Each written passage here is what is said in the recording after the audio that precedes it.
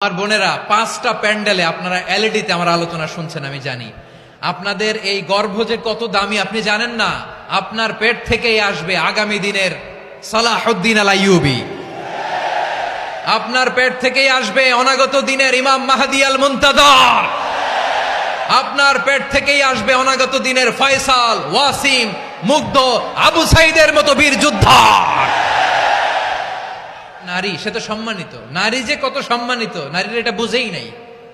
বিশ্বনবী বলেন, আর দুনিয়া কুল্লুহা মাতা ওয়া খায়রু মাতা'আদ দুনিয়া আল মারআতুস সালিহা।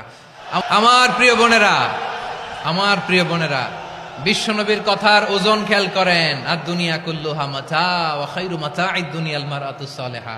দুনিয়ার সবকিছুই অ্যাসেট, এর মধ্যে সবচেয়ে দামি অ্যাসেট নেককার নারী। আপনার গর্ভ যে কত দামি আপনি জানেন না।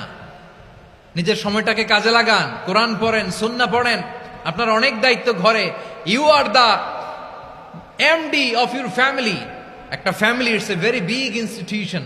পরিবার একটা অনেক বড় প্রতিষ্ঠান। And you are the MD of your institution. আপনি এই পরিবারের MD, managing director of your family. এখানে আপনার কত দায়িত্ব। আপনি ছেলে মেয়েদেরকে তারবিয়া করবেন।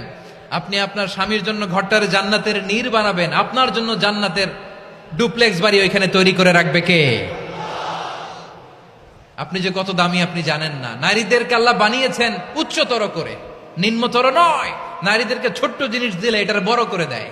নারীদেরকে ভ্রূণ দিলে, শুক্রাণু দিলে নারী এটারে বাচ্চা হিসেবে উপহার দেয়, ঠিক কিনা? বিয়ের মাধ্যমে স্বামী যখন তার শুক্রাণু তার স্ত্রীকে উপহার দেয়, স্ত্রী রিটার্নে কি উপহার দেয়? ফুল ফর্ম বেবি, মানব সন্তান। দেখছেন, আপনি দিলেন একটুক, উনি দিছে বিশাল। আপনি যদি নারীকে বাজার এনে দেন, নারী এটাকে সুস্বাদু খাবারে রূপান্তর করে দেয়। আপনি তাকে একটা মুচকি হাসি দিয়ে দেন, সে তার কলিজা দিয়ে দেয়। কিন্তু যদি আপনি তার মনে কষ্ট দেন, সে আপনার জীবনকে জাহান্নাম বানায়া দেয়। খবর আছে, নারীর মন বুঝতে পারলে নেয়ামত, বুঝতে না পারলে কিয়ামত। ঠিক কিনা বলেন? আমার প্রিয় বোনেরা, আপনি যে কত দামি আপনি জানেন না। জানেন না আপনি কত দামি, অনেক দামি আপনি। আপনাদেরকে যেন ভোগের সস্তা পণ্য বানাতে না পারে, আপনাদেরকে সচেতন থাকতে হবে, সজাগ থাকতে হবে, কনসার্ন থাকতে হবে। শয়তানের ওই হাতছানির দিকে আর নজর দেওয়া যাবে না। তাহলে কেন আল্লাহ তাআলা এই ফাহশা, অশ্লীলতাকে হারাম করলেন? 1 নাম্বার, এতে হিউম্যান ডিগনিটি কমে। 2 নাম্বার, এতে মানুষের অধিকার নষ্ট হয়। আপনি বিয়ে করেছেন, এরে পরকিয়া করেন, ওর সাথে এরকম আছে না নাই? স্ত্রীর অধিকার নষ্ট করেছেন। আপনি বিবাহ সম্পর্কে আবদ্ধ হয়েছেন তার সাথে, আপনি পরকিয়া করেন ওই ছেলের সাথে, আপনি আপনার হাজবেন্ডের সাথে বিট্রে করেছেন। এজন্য আল্লাহ অশ্লীলতাকে হারাম করেছেন। অশ্লীলতাকে হারাম করার আরেকটা কারণ হচ্ছে আল্লাহ তাআলা এই হিউম্যান জেনারেশনকে এটাকে প্রিজার্ভ করতে চায়। হিফজুন নাসল, এটা মাকাসিদুশ শরিয়ার অনেক গুরুত্বপূর্ণ একটা মাকাসিদ, অনেক গুরুত্বপূর্ণ।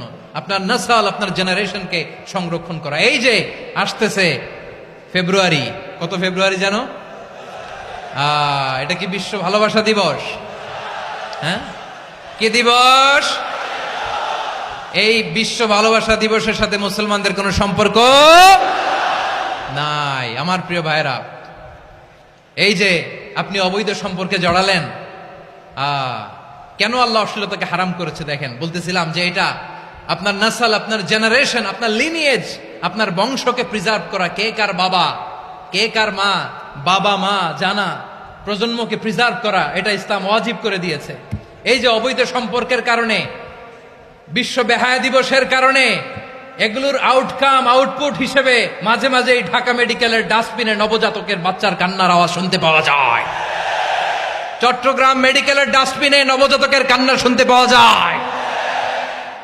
বীর চট্টলার মুসলমানেরা বুঝতে পারলে আওয়াজ করে বলেন, এই যে চট্টগ্রাম মেডিকেলে যে নবজাতকটা পাওয়া গেল, ওর বাবাকে আমাকে বলেন। ওর বাবাকে, ওর মাকে, ও কোন ফ্যামিলির সন্তান কেউ জানে? আপনি হিউম্যান ডিগনিটিকে অপমান করেছেন না? আপনি তার ভবিষ্যৎকে অন্ধকার করেছেন না? আপনি তার লিনিয়েজকে প্রশ্নবিদ্ধ করে দিয়েছেন না? এই জন্য আল্লাহ তাআলা অশ্লীলতাকে আমাদের জন্য হারাম করে দিয়েছেন। পড়েন সুবহানাল্লাহ। এই জন্য রাব্বুল আলামিন বলেন, কুল ইন্নামা حرم ربي الفواحش ما ظهر منها وما بطن প্রকাশ্য সব অশ্লীলতাকে হারাম ঘোষণা করে দিয়েছে কে? আবার দুনিয়ার বুকে যারা অশ্লীলতার প্রসার করে তাদের জন্য শাস্তি মজুদ রেখেছে কে? রব্বুল আলামিন বলেন, ইন্নাল্লাযীনা ইউহিব্বুনা আন তাশিআল ফাহিশাতু ফিল্লাযীনা আমানু লাহুম আযাবুন আলীমুন ফিদ দুনিয়া ওয়াল আখিরাতি ওয়াল্লাহু ইয়ালামু ওয়া আনতুম লা তা'লামুন।